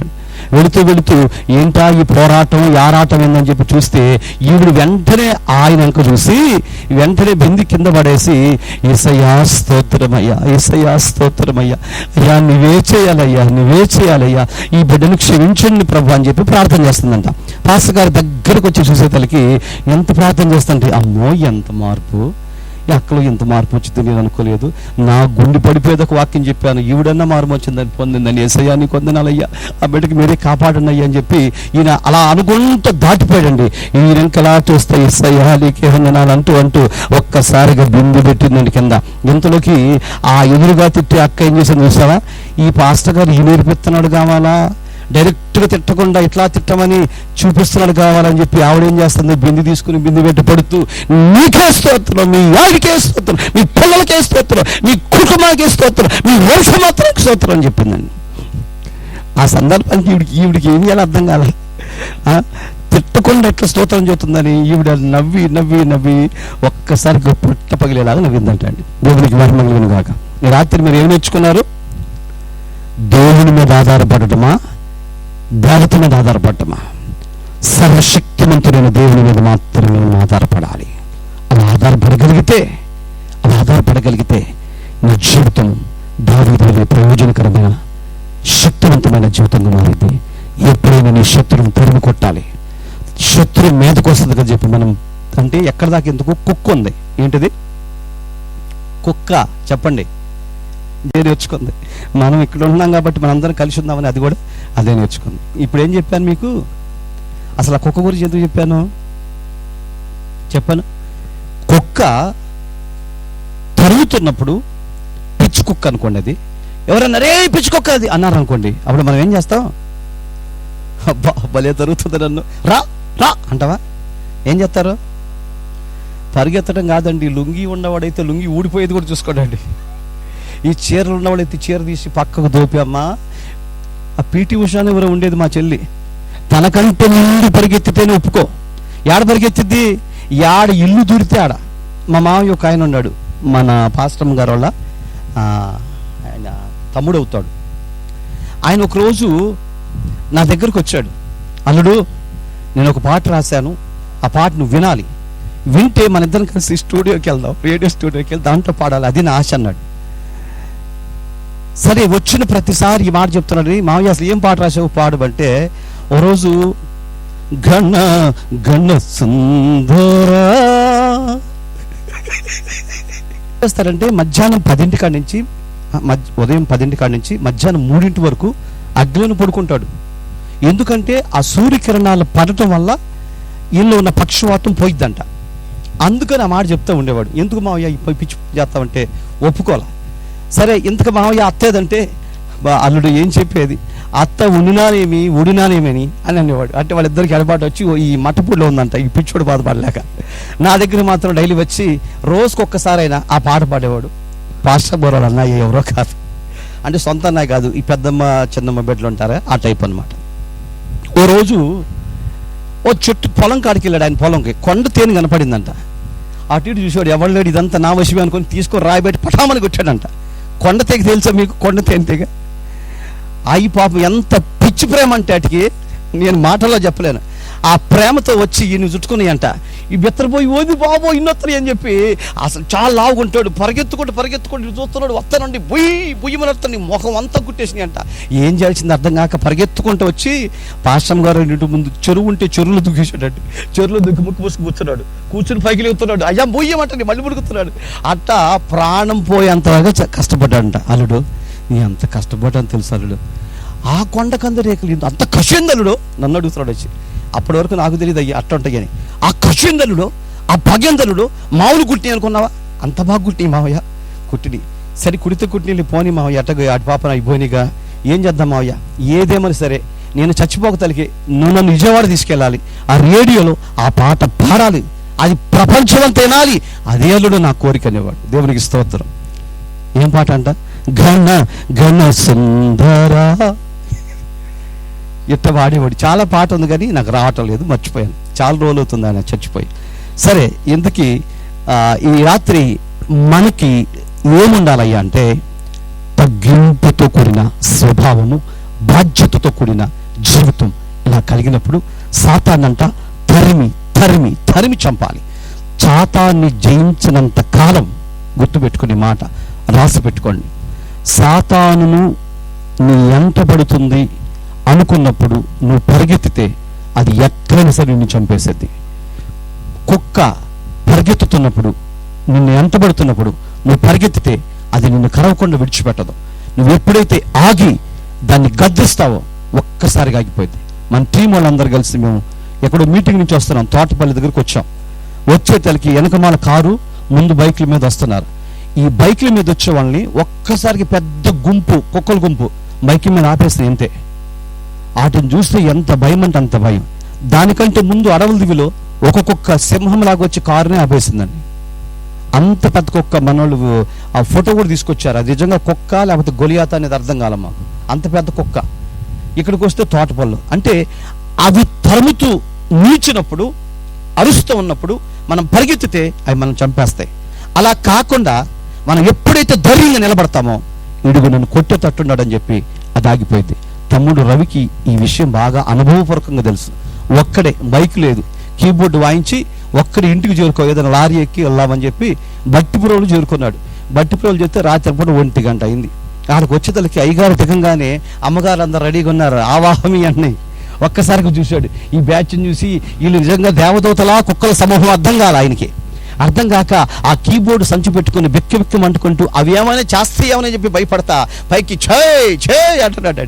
అనుకుంటా ఆ కీబోర్డ్ని అట్టా ఇట్ట తిప్పుకుంటా మెల్లిగా బస్ స్టాండ్లోకి చేరుకున్నాడు. ఆ కీబోర్డ్ అడ్డం పెట్టుకున్నాడు. వాటిని చెయ్యి అంటున్నాడు, వెళ్ళిపోతున్నాయి. చూస్తున్నాడు, ఒకటి వెళ్ళిపోతుంటే అమ్మయ్యా ఈ రాత్రి నేను బ్రతికాను అనుకున్నాడండి. లేకపోతే ఆ రాత్రి అయిపోయేదన్న నా జీవితం అన్నాడు. తర్వాత ఏదో లారీ వస్తే ఆ లారీ పట్టుకుని మెల్లిగా ఎక్కి ఇంటికి వచ్చి ఇప్పటి వరకు ఆ వణుకు తగ్గలేదంట. ఎందుకని? సాతాను పవర్ అట్లుంటుంది ప్రియులారా. అంటే అటువంటి టైంలో మనకేముండాలి? ఏముండాలి? ఐలువరంలో ఒక ఆయన ఉన్నాడంట, 2వ సినిమాకి వెళ్ళాడంట. ఫస్ట్ ఆటకి వెళ్తే అలా ఆవిడ కొట్టిద్ది అనుకున్నాడు ఏమో. 2వ సినిమాకి వెళ్ళి బట్టల మూట నెత్తిమే పెట్టుకుని బట్టలు అమ్ముకుని ఆయన నడుచుకుంటూ వస్తున్నాడంట. వస్తున్న తలకి ఆ మైల్ రాయి ఒకటి ఉంటుంది, దానికి సున్నం కొట్టారు, రేపు పొద్దున పేరు రాద్దామని. దాన్ని చూసి ఆడు చూసి వచ్చేది దయ్యించినమా. ఆ దయ్యం ఇక్కడికి వచ్చేసింది, రానే వచ్చింది చెప్పి ఆ నెత్తి మీద ఉన్న మూట కూడా పడగొట్టుకుని పరిగెత్తుకుంటూ వెళ్ళిపోయి ఆ బస్ స్టాండ్లో పడుకున్నాడంట. పడుకుని రేపు పొద్దున్న లేచి వస్తే సున్నం రాయి అక్కడే ఉందండి. నీ భ్రమ నేను పరిగెత్తుతున్నావు, పరిగెత్తొద్దు. ఎదురించు, సమస్యను ఎదురించు, పరిస్థితులు ఎదురించు. పరిస్థితులను బట్టి ప్రభావితులు అయిపో, పరిస్థితులు బట్టి కరిగిపో, అధికారాన్ని విడిచిపెట్టు, దేవునికి లోబడిపో, దేవుని చిత్తానికి లోబడిపో. నీ వల్ల, నా వల్ల, మనందరి వల్ల దేవునికి మాత్రమే మహిమ రావాలి, పరలోకపు తండ్రికి మహిమ రావాలి. మహిమ తెచ్చే వ్యక్తులుగా, బిడ్డలుగా, దేవుని సొత్తైన ప్రజలుగా, ఆయన స్వార్థ నుంచి సంపాదించుకున్న దేవుని ప్రజలుగా బ్రతుకుదాం. దేవుడు చేసినటువంటి సృష్టికి, దేవుడు మన పైన పెట్టుకున్న పెట్టుబడికి, నమ్మకానికి న్యాయం చేద్దాం. మనుషులుగా బ్రతుకుదాం. మానవ మృగాలుగా వద్దు, మనుషులుగా బ్రతుకుదాం. ప్రేమను చూపిద్దాం, అందరిని ఆదరిద్దాం, ప్రభుకు లోబడదాం. దావీదు వలె గొప్ప విజయాన్ని పొందుతాం. మనతో కాదు, మన వంశంతో కాదు, మన తర్వాత వచ్చే వంశాలు కూడా నీ వలన దీవించబడునుగాక. హల్లెలూయా. లేచి నిలబడి ప్రార్థన చేసుకుందాం. ఈ శుభప్రదమైనటువంటి సమయంలో దేవాతి దేవుడు నీతో నాతో మాట్లాడి ఉండగా, ప్రభా మా ప్రీతములు క్షణని బట్టి ప్రార్థిస్తున్నాను తండ్రి. ఇందాక వరకు మంచిగా ఉన్నాడు, పరిస్థితులు బట్టి ప్రభావితులైపోయాడు తండ్రి. ఆ బిడ్డ కూడా మారు మనసు పొంది ఈ రాత్రి పొందుకుని ఆ వ్యాధి పెట్టడానికి సహాయం చేయమని యేసయ్య నామములో అడుగుచున్నాము తండ్రి. Praise the Lord. అందరూ కూడా చేతులు పైకెత్తి ప్రభువుని ప్రార్థన చేద్దాం. అయ్యా ప్రార్థన చేతండి. ఎన్ని పరిస్థితులు గుండా వెళ్తున్నామో, ఏ పరిస్థితులు దొక్కుపడుతున్నాయో, ఏ పరిస్థితులు బాధపడుతున్నాయో, ఆ పరిస్థితి ఎదిరించే శక్తి నాకు కావాలయ్యా. సమర్థవంతమైన శక్తి నాకు కావాలి. సమయం నన్ను తరుముతున్నాయి, సాతానుడు నన్ను తరుముతున్నాడయ్యా. నెమ్మదిలో అక్కడ చేస్తున్నాడయ్యా సాతానుడు, సంతోషంగా అక్కడ చేస్తున్నాడయ్యా. నేను విజయాన్ని పొందలేకపోతున్నానయ్యా, వేదన పడుతున్నానయ్యా. ఈ రాత్రి నాకు సహాయం చేస్తే, నువ్వు నాతో ఉంటే నేను సాతాన్ని జయించగలుగుతాను, సాతాన్ని జయించగలుగుతానయ్యా. సాతాన్ని జయించే శక్తి నాకు కావాలన్న సాతాను జయించే శక్తి నాకు కావాలి, సమస్యలను అధిగమించే శక్తి నాకు కావాలి, ధైర్యముగా ప్రభు కొరకు నిలబడే కృప నాకు కావాలి. మీ చేతులు దేవుడు చేస్తున్నారు, న్యాసాలు దేవుడు చేస్తున్నారు. ప్రార్థన చేసుకోండి, ప్రార్థన చేసుకోండి, ప్రార్థన చేయండి. రాత్రి ప్రార్థన చేసి ముగించుకోండి, రాత్రి ప్రార్థన చేసి ముగించుకోండి. మీ నిందలు తొలగించే దేవుడు ఆయన, మీ సమస్యలు తొలగించే దేవుడు ఆయన, మీ పరిస్థితులు మార్చే దేవుడు ఆయన.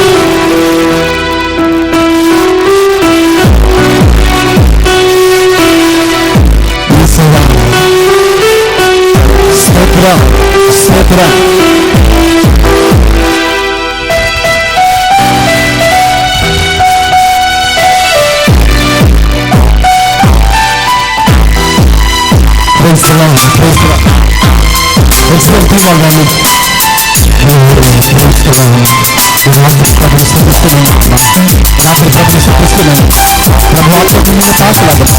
సాతాను గురించి శక్తి దేవుడు గురించినాడు.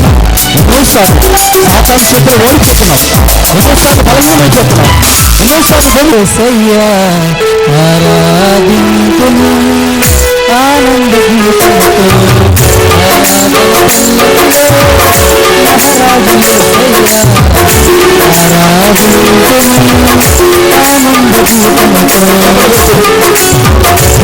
అందరూ చేతులు పెట్టి రాత్రి పడదామా? నేను ఆరాధించే భాగ్యం నాకు దయచేయ్యా, శక్తిని ఎదిరించే భాగ్యం నాకు దయచేయ్యా, నీ కొరకు ప్రయాసపడే వ్యక్తులను మార్చయ్యా.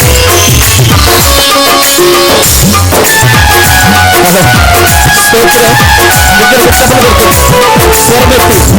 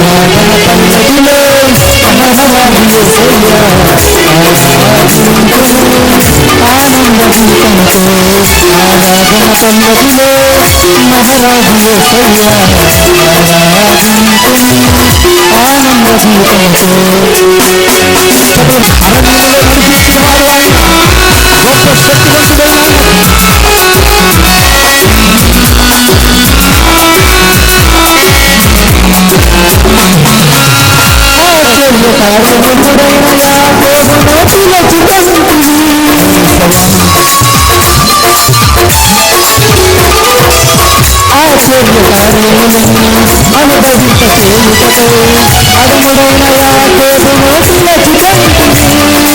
ఈ వాగ్దానము యాకోబును కలిగచేసినాను, ఈ వాగ్దాన భూమిని స్వస్థమందుతాను. ఈ వాగ్దానము యాకోబుకు కలిగచేసినాను, ఈ వాగ్దాన భూమిని కలిగించాను. అధిక బహుమానము కలుగచేసినాడు, అధిక బహుమానము కలుగచేసినాడు. నిన్ను ఆరాధించును, నిన్ను సేవించును, నాలో ప్రాణమున్నంత వరకు. నిన్ను ఆరాధించును, నిన్ను సేవించును, నాలో ప్రాణమున్నంత వరకు. నాలో ప్రాణమున్నంత వరకు. ఆరాధన పల్లకిలో మహారాజు యేసయ్యా, ఆరాధింతును ఆనంద తైలముతో. ఆరాధన పల్లకిలో మహారాజు యేసయ్యా, ఆరాధింతును ఆనంద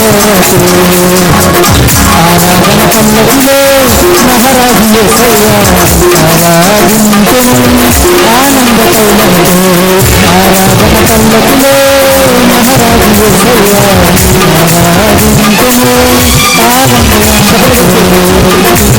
ఆరాధింతును నిన్ను సేవింతును, నాలో ప్రాణమున్నంత వరకు. నిన్ను ఆరాధింతును, నిన్ను సేవింతును, నాలో ప్రాణమున్నంత వరకు. ప్రాణమును ఆరాధింతును, నిన్ను సేవింతును, నాలో ప్రాణమున్నంత వరకు. నిన్ను ఆరాధింతును, నిన్ను సేవింతును, నాలో ప్రాణమున్నంత వరకు. నిన్ను ఆరాధింతును,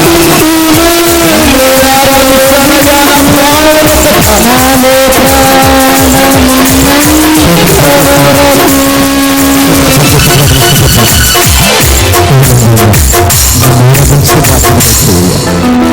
దావీదు ఆరాధించాడు, శ్రమించాడు, గుణపరిచాడు, సాత్వికుడయ్యాడు.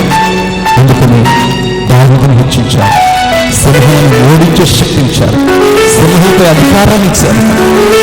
రాత్రి శక్తులను ఓడించి ఎదిరించే శక్తి ఈ విడుదలను అందరికీ దయచేయమని, వచ్చిన ప్రతి ఒక్కరిని వెలిగించమని యేసు నామములో మిమ్మల్ని అడిగి వేడుకొంచు ప్రార్థిస్తున్నాను తండ్రి.